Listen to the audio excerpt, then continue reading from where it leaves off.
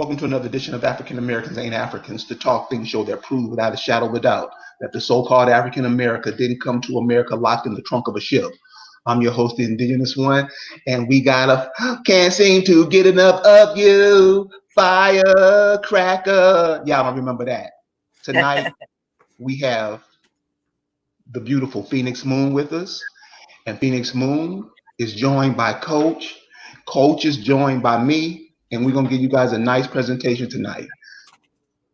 The No Grandma Killer Tour is self-explanatory, and it's really not just a grandmama, because every woman's a grandmama at one time or in her life, but it's also the No Sister Killer Tour, the No Mama Killer Tour, the No Girlfriend Killer Tour, the No Baby Killing Tour, the Treat the Women with Respect, because all men come from women. We all rooted into the woman. And so we have to start thinking like that if we are going to be of use to ourselves and of use to this planet. So without any further ado, I'm going to introduce Phoenix Moon, and she's going to bring Coach in right after her. And I'm going to sit back and check out these questions I asked. And if you have some questions you want to ask her, put them in the box, put them in the chat box, and I'll make sure Phoenix gets them. Okay, so Phoenix Moon, what's up, love? Halito, how are you, beloved? I'm doing well. Thank you for joining us tonight. Wonderful, wonderful. Thank you. Like, let me just say something about you. I really look up to you because you are a sister that takes information and you weigh it against truth, and you make a simple, easy decision to do the right thing. And I just want to say thank you for being that way, that being that way, having that type of personality or umph about yourself. It really sheds a light on us all. So I really appreciate that. You're cooking. Thank you so much. Wado. So What's up, let Coach? How you doing? I was saying to Coach, I don't think he heard me. Hey, how you doing? How y'all doing today? I'm well. The beloved Tasha, she'll be with us shortly. She'll be with us shortly. Carrie, thank you so much for having us here. This is so dope. How we're doing this. Oh no, you on the No Grandma Killer Tour. So check this out, people. I'm gonna let Phoenix break that down to you what the No Grandma Killer Tour is, and you can tell for yourself if you want to support us, join us, or whatever. So Phoenix, please, you have the floor. Hello, what's up, beloved ones? How's everybody doing? I hope everything is healthy. So we told you guys about the No Grandma Killers tour. It's actually happening. It's going down. I hope everybody has no plans for April 4th, 2020. This is going to be the first leg of the tour. We have several other cities. And we just got what was Chicago, Coach, I think is the next spot. So now we have Atlanta, we have Vegas, and then Oklahoma, Don't forget DC. Louisiana, and then say that again. DC. There you go. You got DC, and now we just got Chicago. So we definitely coming through. I don't want to call it the the Chitlin Circuit, so I'm just gonna say the Bacon Circuit because we going down into the Deep South, and we're gonna sit down with these old timers. If I got to go up in the juke joint, right, and have the all you can drink moonshine buffet to sit down and connect with our elders that's sitting on top of all this land, all these minerals, all these things for all these years and maintain them. First, I'm going to pay homage and let them know how much I appreciate them, especially considering, us city folk up here, we used to laugh at our country or our so-called Bama cousins. You know what I'm saying? Not really understanding how much closer to tradition that they were, right? And this is where we differed. They weren't slower. They were just slower to respond, but definitely not slower to think. New Yorkers are faster to talk and we quicker to react. Mm-hmm. So now that we have learn so much about our history and learn so much about our culture. We definitely just want to let them know that we respect them. We know how to do a whole bunch of things, but I definitely can't do no fire out, no, two sticks and stuff like that. So I'm definitely looking to get down there and speak to the people. We want to connect with them. We want to make sure that their voice is heard and the Indians not hiding in the shadows anymore. That's dope. Tasha G just tried to get on. Her phone is not connected. Give it a minute. Just give it a minute. It Okay, normally takes it. Okay, And so just let me know. When her says it's not connected, you just wait a minute. It'll come on through. Okay, cool. Okay. So, April 4th. Tell us about the April 4th, since that's right around the corner. Tell us what's going on April 4th. Coach got us a really nice place. I want to shout out to Coach. He got a lot of stuff done in a little bit of time. He a man of action. I definitely appreciate that. I like working with the brother. He's good people. Very reliable. April 4th in Atlanta. Now we got some vendors. We got a good vending situation. We have the rates for the hotel. Like I said, I would suggest that people just check the Marriott rates or whatever, their preferences. And if I can get it, if you tell me what your quote is, use the email nograndmakillers@gmail. Tell me what your quote is. If I get a cheaper one, I'll certainly block that off and make sure that you guys have the accommodations. Some people are going to stay Friday and Saturday. The event is on Saturday, and we're going to do it all day, and it's going to be really nice. During the daytime, certainly, like I told you guys, the children will be able to come. It's going to be fine. It'll be totally age appropriate from 8 to 80. We have some entertainment. It's going to be really nice. After we get down to the business and we talk about, the seriousness, a few of us will have a panel. We'll be doing some lectures. We're also going to stream live for the people that aren't able, to be there. At this particular first event, we really kind of wanted it to be intimate, where we meet the immediate people that we've been speaking to, working with diligently in the last, almost 5 years now, Carrie. So yeah, that's what we're looking to do. We want to let people know that they're not alone. We know you get this information, and we're like, people are kind of all over the place. We want to sit down and you'll be able to be in the room with people that know exactly what it is that you're talking about. You won't have to feel awkward or edit your conversation. We're going to exchange information and talk about things that are not, everybody else is not going to be privy to, that we can't say on these media spaces that we don't own. Nothing to hide, just more strategy things and just some things that we want to make sure that don't fall into the wrong hands, because you see a lot of these extremists and people are abusing, they're taking the information and they're mixing it with lies and stuff like that. We're just going to show people simple things that they'll be able to retain. So, make sure that they're not walking into any traps, anything like that. And also some edifying information. We're not going to spend a lot of time worried about the bad guys. We're going to spend some time talking about the build and going forward and being political, and really getting some things done. We're not going to just be angry people blaming, white people for the next 50, 100, 1100 years or whatever. We want to take some action. The law is pretty clear. We want to make sure people know exactly what it is that it's hitting for, so they don't get caught up with the wrong people making these other crazy decisions when the writing is really plain on the wall already. A Facebook user just wrote, wish they could do Michigan and Indiana. I want to say something about Indiana. Indiana's a bad place.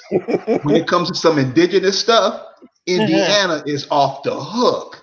A lot of these places we just don't recognize them because we're piled into the cities. Now, the people who live on the land, they may know about it, but man, a place like Indiana, and I say Indiana because Indiana is a place you never hear about when it comes to states. Right. But right. Indiana is off the hook. Right. Indiana's off the hook. And it's not too far to get to. We can definitely get to Indiana. We just need to work with the people that are able to handle certain things. Like we live in different places. Tasha, Coach, and I, Carrie, we all live in different states, and we have regular lives and things like that that don't have anything to do with the bill directly. So we need somebody that's responsible. If you got excuse me, connections in Indiana, some place where we can hold a dope venue, submit it. Definitely, we're looking forward to that, and that's also going to be something that we'll make sure that we can break bread and sit down and have, make this happen. That's really, so we just want to work with people that's really going to get it done. We don't want to talk about it. We want to be about it. That's the whole game plan. Where's the connection between you? I mean, where's the connection between what you all aspire to achieve and what Feathers Up is going to do on this tour? Well, first of all, we're gonna make sure everybody has a good time. Like I said, there's a lot going on. We don't really get a chance to fellowship, where we can just connect Indian to Indian, and be able to look each other in the eyes. Some of us, we are really cool already. We've met each other before, and we kind of just want to see each other again and sit down and be able to just, make sure that we stay looped up. Um, Again, I know that, like, basically we're just looking to be more intimate and not so far out of reach. We definitely want people to feel as though they're not alone. Like I said, especially coming into this information, we just want to make sure that we talk to them about practical things without the distractions of, so many other people in YouTube and in the social media universe. This way they have a hands-on understanding to where they'll be more confident and, inserting themselves as the Indian coming out of hiding, no longer lurking in the shadows anymore, not being in the corners of exile in our own land. Like, we just want to be home. We want to be seen. We're here and active. And we, going to try to work towards being self-governing. If we are able to go into these different cities, we can have other different constituents. And in the long term, or even in a short-term goal, but ultimately that will help us politically if we are able to go into these different areas and be able to discuss who we are and provide people with information, especially in the troubled cities where they're surrounded and suffocated by different religious groups. The Moors here, the Hebrews here, the church on one side, and you got, the other oppressors and all the other usual suspects and stuff like that. And we just gonna show that we're able to work with each other. There are a group of us that you will be able to trust and rely on and be able to work with. And everybody else, that wants to be on the same page. We've been neglected for a long time, and we allowed a lot of other people to entice us or even provoke us into feeling as though, our land or our communities and our situations are not that important, or that they'll always fall on deaf ears. Just kind of come with the territory of urban woes and perils and tales of desolate broken people. That's not us. And we want to make sure that we start presenting that particular picture. I know people have seen, a lot of infighting, a lot of things that confuse them as far as where they think people's allegiance should be, or maybe where their loyalty lies. All you got to do is look at the facts. Like, the people that are bullshitting, you're gonna have to pay attention to some things. Like, you just gonna get, put out there like a deer with the headlights on. You can't say nobody ain't never told you. Right. And I feel like it's like we just going to another level, because basically we all been online for so long and talking, and now it's almost like we're preaching to the choir. So now it's the second level is to get out and engage the people, almost like community volunteer community work without going around picking up the trash. We actually really trying to help people take control of their communities and really understand what's going on. So this is going to be a very big event, and we're just looking for very good feedback from it, from everywhere we go. Well, I think one of the things that can be passed on to the cities, because most cities are being gentrified. Even the country. Yeah, yeah. So one of the ways that problem can be solved is a lot of these towns in the South used to be all Black towns, Mm-hmm. and people haven't lived there for hundreds of years. And I think, for people in those cities, those towns should be redeveloped, updated, and using some of the skills and manpower that we have just wasted in these cities. Well, those cities can be resurrected. That's right. Back to youth. That's right. Detroit, Baltimore. The problem is, That's right. there are opportunity zones right now for those who have money.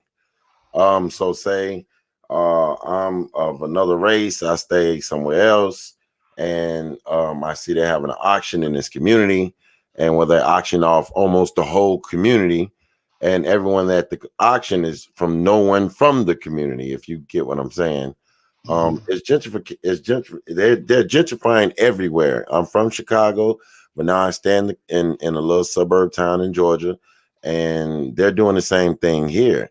in our community. The family's been here before, been here, and now all of the little homes and stuff that the families are letting go to foreclosure or different things like that, or selling grandma's house. We're not the ones buying up the houses. It's other people buying the houses, and they putting price tags on them. That's ridiculous. To where we know we won't buy them. And that's how they're doing it. They're doing it in our small town. I know they're doing it on South Chicago when you got the university moving over. They're doing it everywhere. So yeah, we're gonna have to figure out a way to combat that, and start buying up our own communities. It's a way that's combated, and because this is happening to where my mother was born and raised. So Mexicans are coming. This is deep South. Right. Mexicans are coming in. So there's a way it's been done, but how our attitudes towards each other are, it won't let us get there. And that's what these grandmother killer tours and us coming together, look at each other in the eye, because if we don't do nothing, if we keep doing the dumb shit we've been doing for the past 100 years, it's over. It's over. It's over. You're right. It's over. So what you're saying, it's these cities the South is huge, full of land. And I think one of the things that'll help us if we get back to nature, understand what this earth is about, understand what we're living on, and stop just thinking it's a toy to be played with, because it's not. Well, most of the respect is gone because you think this is not your land for first. Yeah, you're right. Most people think they come from somewhere else, that they was brought here, and right. That's the main trick there that they got you. Yeah. Exactly. So Tasha's trying to get in, but she can't get in. She's trying again. So I don't know. It says she has to hook her phone into the system. Yeah, she normally to say she gets in. It normally take Tasha a minute to come through. I don't know why. That's why I just normally let it just come through. But normally it have came through by now. Okay. Another question I want to ask you, Phoenix, is how will you judge if this upcoming event?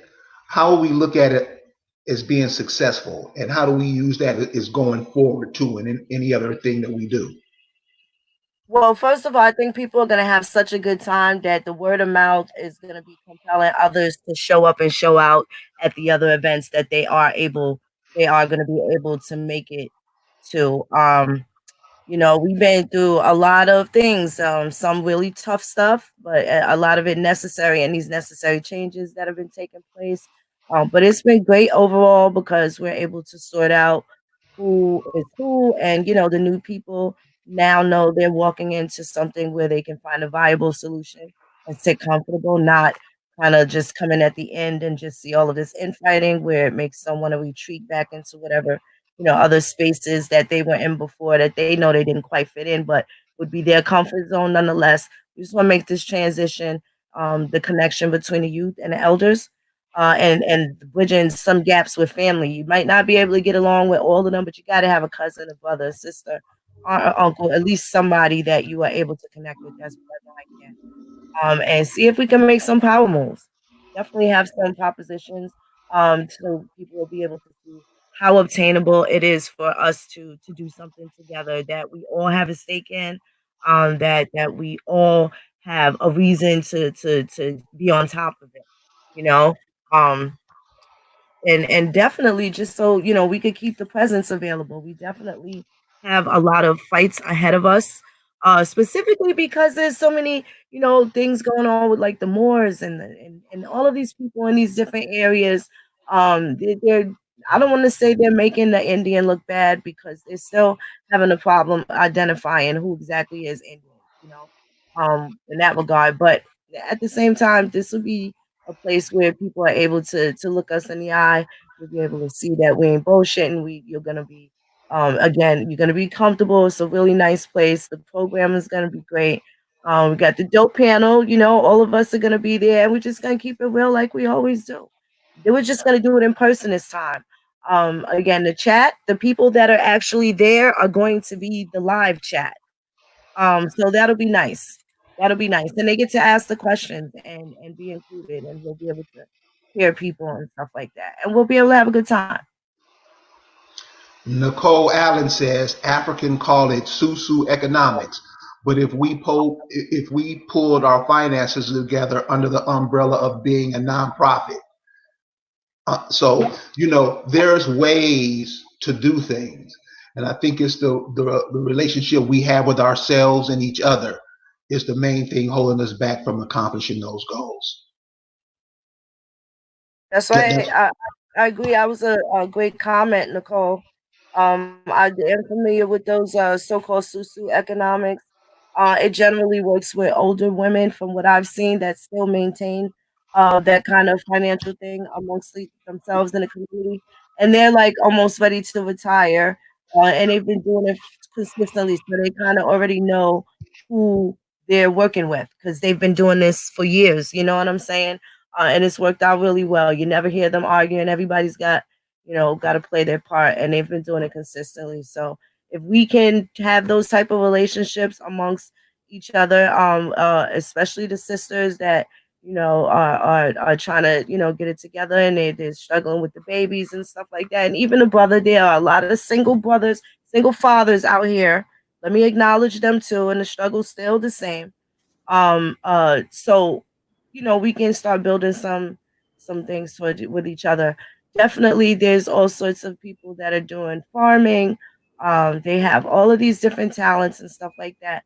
This will be the place where we're able to, be able to network. You already know what you're gonna get. There's not gonna be a whole bunch of having a question who's who and what's what. We're gonna have everything pretty much set out. And people are going to be able to enjoy themselves, and you finally get to meet people that we've been working with. A lot of people we've been working with, on social media. Now we get to be a little more personal. Yeah, I would suggest that that indigenous people everywhere, because I think we have to look at the land a little bit different. Everybody has resources where they are. So I'm working with a brother now in Memphis, Tennessee, where black walnut is in abundance, and it's an antiseptic. And so we just go every when they drop and just pick them up. And so this is what we have to the natural resources that are here in America, they're your resources. Utilize them. There's all kind of rabbits and squirrels that use for meat that other people all over the world think is a delicacy. Mm-hmm. They eat dogs and cats. They'll love some nice North American squirrel and rabbit. These are industries that we could do. All we got to do is work together. That's all we got to do. That's right. There's all kind of things we could be doing here to have for these kids coming up. And so these black colleges and universities, they aren't doing it. These big old churches, listen, we at the time now, you see what's going on in China, and you know how China trying to get over here. I think we better change how we look at things and how we do things with the quickness. Okay. I think Tasha says she's in. I think she's in. Okay, yeah, here she is.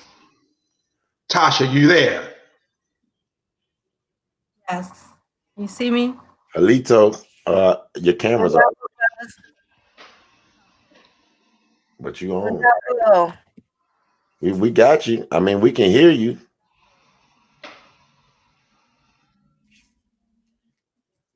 Hello? Tasha? Oh. Yes, I'm still here. Oh, okay, cool. Okay, Phoenix Moon, you there? There go your girl Tasha. I'm here. Hey, Wagapo, cousin. Wagapo.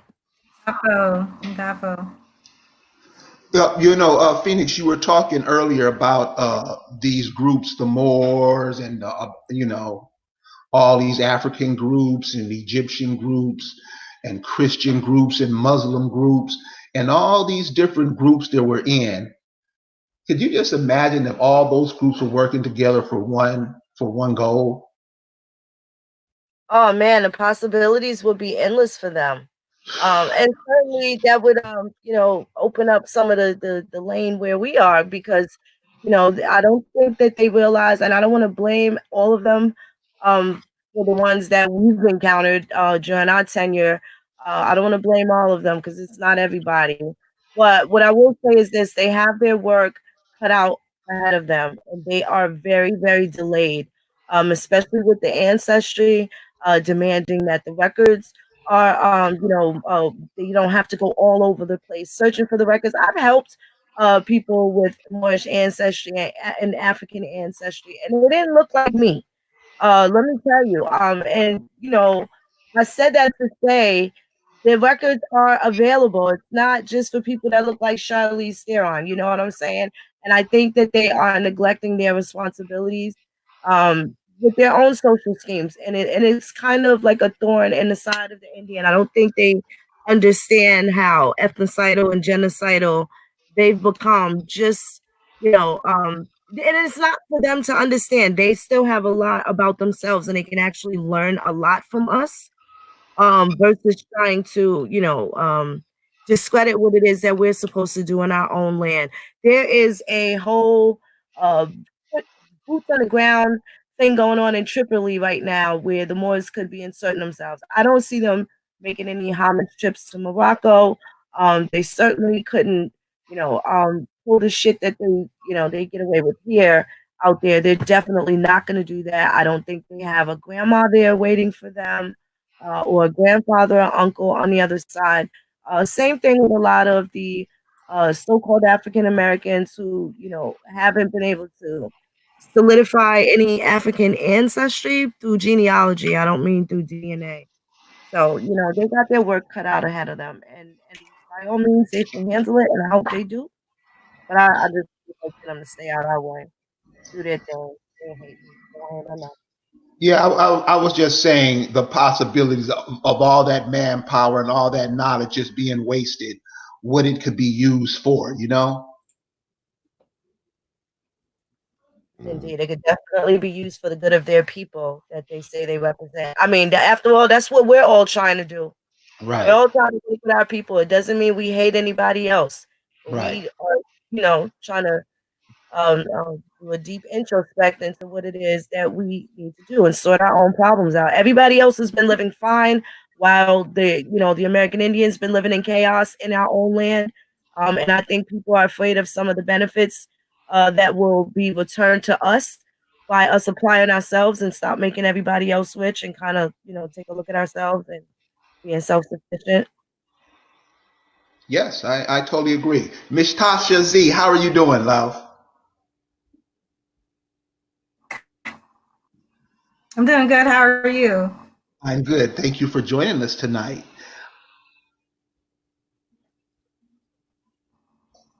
Yeah, no Thank you for problem. joining us tonight. Huh? So take your perspective on the grandma talk, Tosh. No problem.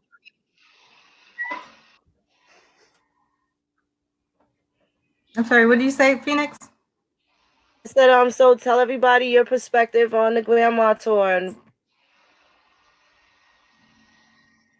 Well, I think it's very important, especially dealing with genealogy. It's something that we're trying to push on the tour. And like Phoenix was saying, people claiming to be from somewhere else, but their grandmothers and their grandfathers are from here.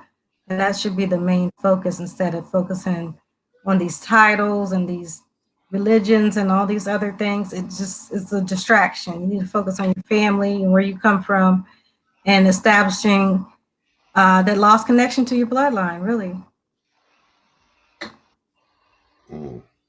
I think one of the ways helps connecting you back to your bloodline is that remember those people back there and those women who work with the land, they were all nurses and stuff. They were at home nurses and they know all the remedies to a lot of the ailments that are going on. Those plants still grow in those places now. So that's another reason you want to go ahead and find out where you're from, where your people from, because it may be some Right. medicine there or something natural that can help you in life.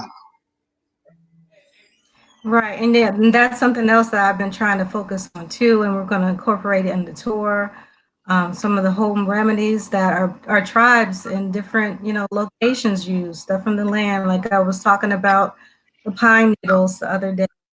People use tobacco for healing, cedar, all types of things. Hemp, even hemp or marijuana was used for healing. And we kind of lost all that, with all this paper genocide and confusion. So that's something that the tour is going to bring back. Everything that we saw grandma doing, we didn't understand what she was doing, like using pine sol and all this different remedies. We're trying to bring all that stuff back.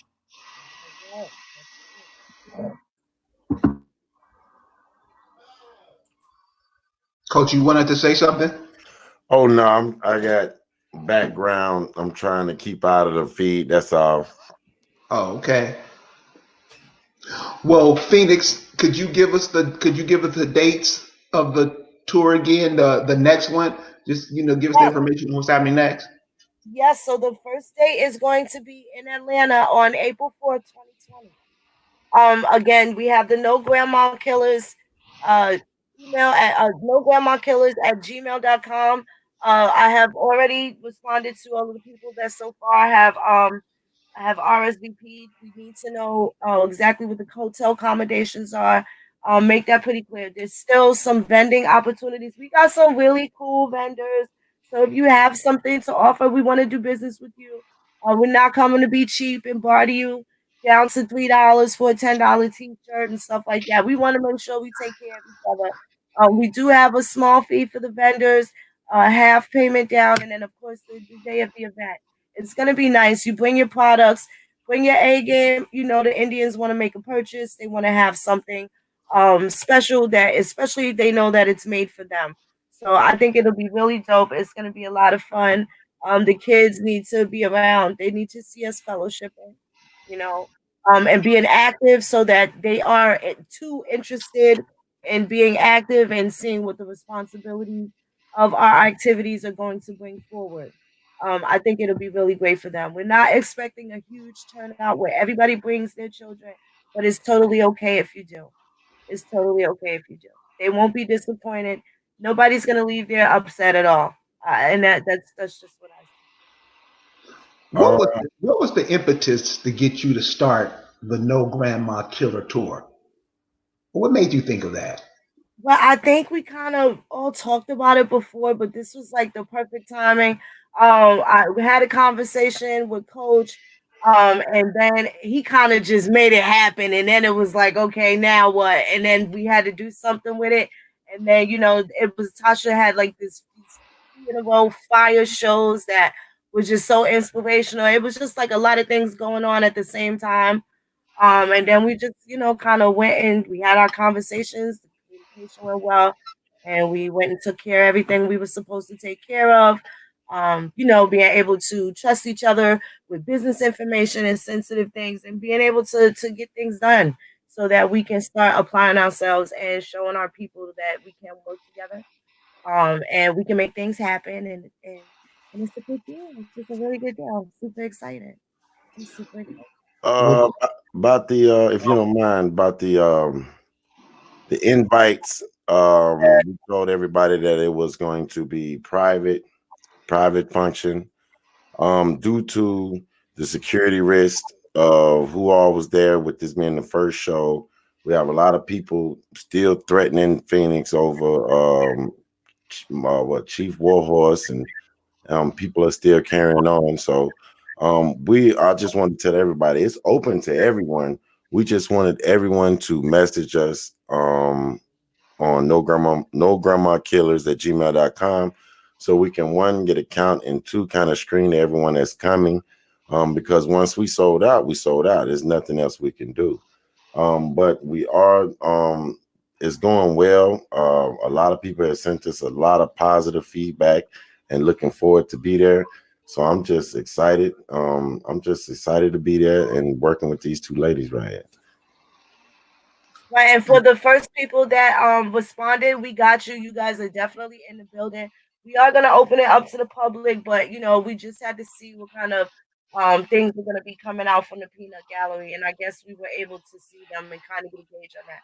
We want to make sure everything's drama free. We're trying to bring our parents and children and aunties and uncles.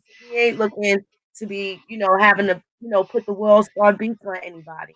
I'm certainly not afraid. I'm going up in any city that I need to be. And that's really what it is. I already kind of knew what this was going to be about a long time ago when I was trying to run from the responsibilities that I now take pride in dealing with. So I'm not really worried about that. I can't take it lightly, of course. My family, my father particularly, with the thought of men threatening me and stuff like that. I'm not tripping, but it is a concern of theirs, and I do need to take that seriously. And that's that. But it's not gonna stop anything. I'm telling y'all right now. So that's just really what it is. We're gonna get it together. Let me say something about that. Let me say something about that too, about you being threatened and all that stuff. This is what happens when you have men who are little boys, really. Here you have a woman trying to push forward life when all you see is death around us, and these monkeys want to come around and just stretch. What is that? Why are we always on that dumb shit? Here's an example. This is where shit, damn near 80% of the men are in America. A couple of days ago, this cat Snoop Doggy Dogg came out and he was dogging his sister, whoever, Oprah's friend. And we know what kind of people those people are. Their whole thing is to destroy the black community. All of them on the screen. This brother Snoop Doggy Dogg went out and just dogged this sister out. He don't dog out what these crackers do. He don't dog out for poisoning the ground. He don't dog them out for killing all these people. He don't dog them out for all the egregious crimes they've done. He dogs out this sister for saying something about a basketball player. I think this is what this brother could have used. This is what this brother should have done. I think that would have been the perfect time for him to be on a platform to say, for all the time he's called women bitches and hoes, he apologized. Because we just get too emotional and want to hurt each other, and the people are really kicking us in the ass, we get them a pass. What is that? Yeah, that is pretty wild. That is pretty wild. And it's like brothers into that shit. It's like, ugh. This is where we are. So, I suggest we refrain from that. Sorry, Phoenix, go ahead. But ugh. No, that's okay. Snoop's. I understood where he was coming from. You don't want to hear something about that, especially about your loved ones. And I think people kind of forget the sensitivity of that. I don't like how CBS kind of put Gail out to dry. If Gail's statement was that she didn't know that they were going to be, using particular excerpts from the interview, you really shouldn't have had that part of the interview to begin with for it to be used against you. So I don't know if she, if she even understood the weight or magnitude of even alleging that CBS, didn't do it right, okay, without having all of her ducks in a row. So I don't know how that's going to shake out for her. Gail, um, vicariously through Oprah, she is pretty powerful. And I have my own opinions considering that Oprah had that all girls school and all of those children were raped. Nobody ever speaks about that. But Gail had the audacity to have that conversation with R. Kelly in the manner that, as if she doesn't know anybody that's accused of some pretty messed up, horrible things, right? Because Oprah has definitely, those girls were certainly raped. And it was kind of swept under the rug. They're very close with Harvey Weinstein, who now, since he's been in jail, not even a whole 6 months, and he's aged like 90 years. I don't know if anybody's, been paying attention. And then you have what was her name? What was the CBS head that threatened Snoop? And I thought, and someone that I was speaking with gave me a really different view of it, a different lens, helped me see it from a different lens. And he was, as we were having that conversation, and he said, "What about this lady? I think her name is Tammy Rice. What's the CBS lady that said that she would essentially just kind of like send the army after Snoop?" And that was kind of like, okay, Snoop, when he said that, Susan Rice, Ambassador Susan Rice. And she made these threats and said that, you'll lose and it won't be pretty. And if you come for Gail, blah, blah, blah. So, it was kind of amusing, the girl power and the feminist power and whatever they think they have going on. A little strange to me. Nothing wrong with the sisterhood, with her feeling like she needed to defend Gail, but Gail was completely wrong. So if you're defending a lie or defending, someone that's being duplicitous or culpable, in this case where Kobe's, was slandered in this instance, and people really care about that shit. It affects some people. I didn't lose a wink of sleep. It's fucked up what happened, but that did not stop my day. It wasn't a discussion, in my house where we had to talk about Kobe all day and shit. But Right. I mean, that woman threatening Snoop didn't make it any better, is what I'm saying. So if that behavior can't be, excused either. Well, that's what I'm saying the about distraction. that's the information that I'm saying about you. Your threat. What is it that we are always ready to go hard on each other, but everybody else we just ready to kiss their feet? I talk to 30, 35-year-old sisters all the time, and how they talk about Snoop Doggy Dogg was talking about Gayle King like he loved her compared to what they say about him, because of the things he said about, and they were little girls when these songs were coming out. So it's in their mind that women are bitches and hoes. One girl even reminded me, you don't remember when he was walking around with sisters in dog chains? I'm like, damn. And so how is he gonna go crazy on somebody when this is the stuff that he put out to millions of people when he was at the top of his game? So that's what I'm saying. I think that he could have used that platform to apologize for how he treated grandmothers, mothers, daughters. I think that's what he should have used that platform for. Right. Well, I can say that, but he's also been married to his high school sweetheart. So now this is also where the consumer has to beware of fact and fiction, right? Because he's walking the girls on the dog leash, but he's had 3, 4, 5 babies with the same woman he's been with since he was 16, and they're almost 50 years old now. So I don't know. People kind of gotta, I don't know. Now they need to not worry about any of that shit and worry about grandma. Well, how you fix the question is simply, you just ask him, now that he's experienced life, what does he think about dudes in music now calling women bitches? His answer will let you know where he stands now. Well, he shouldn't say too much. He sleeps with us. No, he should. He has a platform. Well, he did apologize. Yeah. Okay. Yes, Snoop did eventually apologize. Okay. All right. Well, that's to him, especially considering the clapback and that he got. So he got a lot of support, believe it or not. He did support. It's not like everybody got out and left him. Well, good for him for apologizing, because she was an elder, and I don't think that her intent was certainly not to enrage Snoop.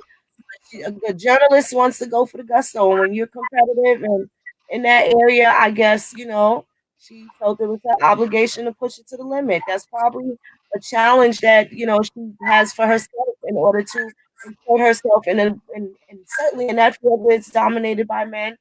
And look, her best friend's one of the richest people on the planet. So, I'm sure that gives her some sort of brazen strength to get past that interview with Lisa Leslie, when she didn't think that she was being insulting or invasive, or that CBS, for that matter, was going to air that. So now, had it been the same, would that? Do you think that would have aired on the Byron Allen show?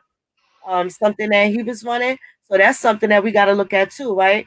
You hang out with Byron Allen, they might not have showed that. The editors would have used a little discussion.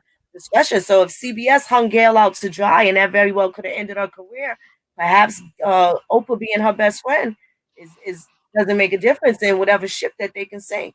Letting people know, these Negroes know, no matter how rich you are, we can knock your asses down, and we can use your own kind to do it. What does Byron Allen produce anyway? I mean, I hear he owns TV stations and stuff, but I've never seen any of them. I can't say which show. I know he has tons of stations. He has still has different litigations going on with various cable companies. He's a man now. I know he's absolutely a billionaire. He's definitely had the longest running show. He's broken quite a few barriers. I know he used the Civil Rights Act and within its limits. He's not saying that he's Indian, but he's absolutely used the Civil Rights Act to be successful in some of these cases, which a lot of people think is probably just because he has money. No, the people that are fighting for him or with him, or maybe he even being the strategist knows that that was a way to basically secure the bag for the win.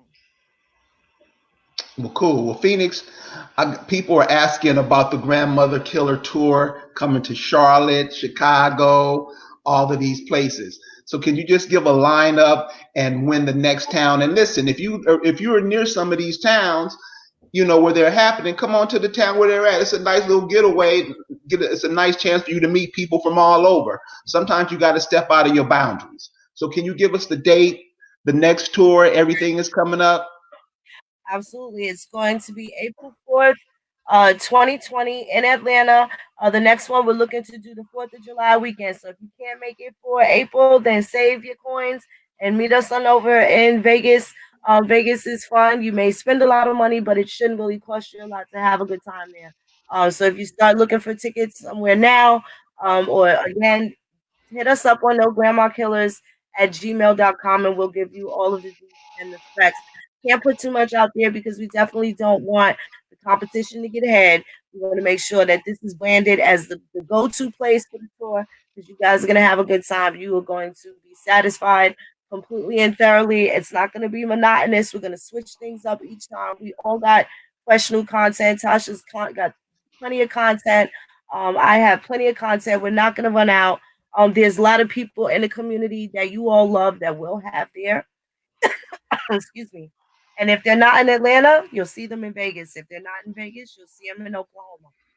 We can come to these other cities, but you got to make sure when you invite us to these cities, make sure you stay in touch with us so we can get a venue and put it together and have it, written in stone so everything is solid.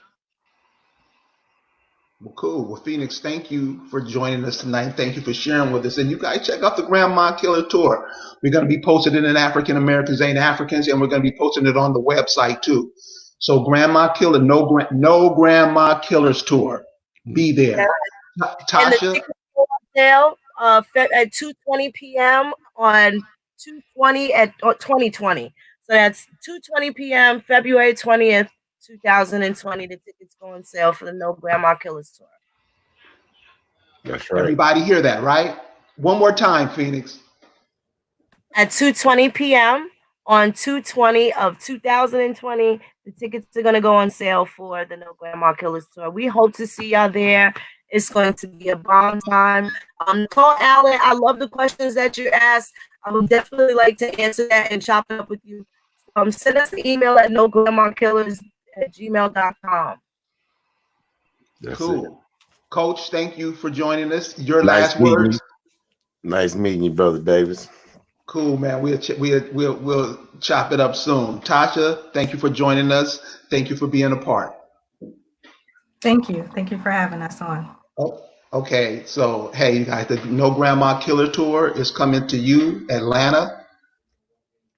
April 4th. April 4th, New Year's.